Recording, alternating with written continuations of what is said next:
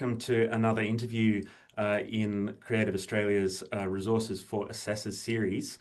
I'm Alex Rawpack. I'm one of the assessment officers here at Creative Australia, and I'm joined today by Brad Spolding, a multi-artform assessor with a wonderful career where he's currently head of programming in performing arts for Bunjil Place in the city of Casey down in the southeast of Melbourne, and has previously held roles at Brisbane Powerhouse, at the Substation, at the Australian Centre for Moving Image, and at AsiaTOPA. Brad, thanks so much for joining us.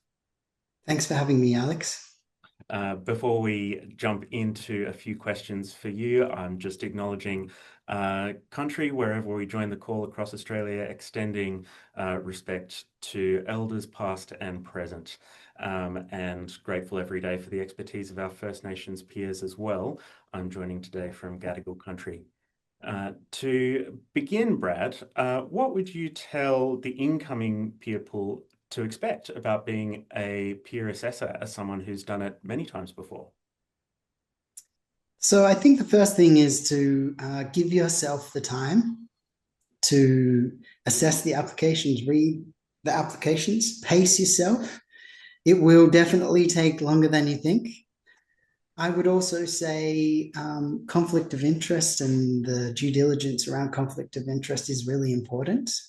The assessors are obviously engaged for their skills and experience and their networks, but personally, I will go through the entire applications looking for conflict of interest as a kind of first pass.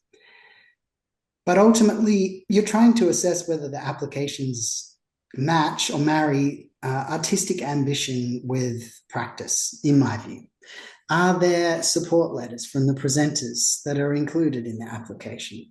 Is the budget realistic? Does the box office seem realistic? Do the numbers line up? Is there, a compelling set of practical things that line up and that will ultimately support the artistic ambition of the application?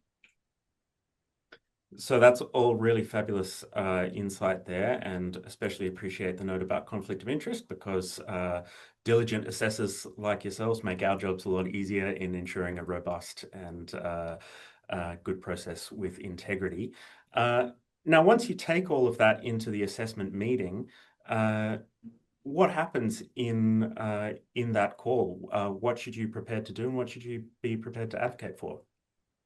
Yeah, so as I said, I think the peers are recruited, the new peers will be recruited for their experience, their knowledge, which is always different. And I personally have learned a great deal about how others work and think and assess applications, and also my own approach to assessment, having been through those. So I think you want to stay open to that possibility, but also really not to forget about your own experience. Does everyone agree in the assessment meeting? Not always, no. And I think the best assessments are where, there's a real diversity of voices. As I said, I think it has shaped how I think about assessment, being part of assessments, because often people have skills and experience that I don't have, and will bring something into the discussion that I haven't thought about, which will completely change what I had previously sort of assessed. So yeah, I really welcome that. I think that's a kind of learning that happens between assessors during those meetings. So let's talk a little more about how being a peer assessor has flowed back into your own career. Can you describe some of the impact that it's had on your own work? Yeah, so it's an incredible privilege to be an assessor. It's an amazing opportunity to see the work that's being prepared and developed right across the country. And I'd say, as a programmer, and having been a programmer and curator for a long time, it's a very extraordinary opportunity to have an overview that shows emerging issues, emerging kind of practices, new partnerships, new presenting models, new presenters sort of come into the mix. That, it is quite a fluid industry where resources will move around. So being part of that assessment process is a great opportunity to see where things are. It's also a huge responsibility and has real impacts on artists' lives.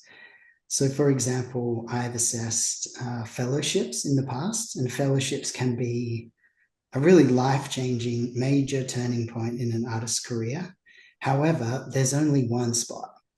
So, really carefully considering decisions around those applications, making sure you're informed, you've spent the time reading the applications, you're ready to have that robust conversation is really important.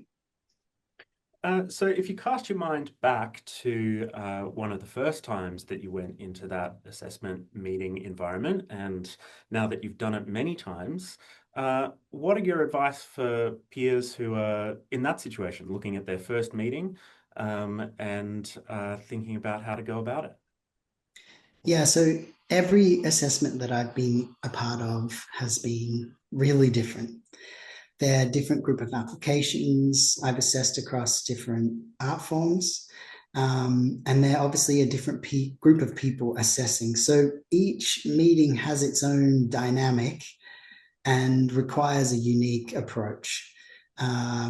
Like I said earlier, you really need to balance being open to new ideas, other people's experience, different perspectives on things that you might already believe in, balancing that openness, and then also trusting your own knowledge and experience and really bringing that to the table so that that conversation can take place. That, I think, is the best assessments that I've been part of have had that dynamic.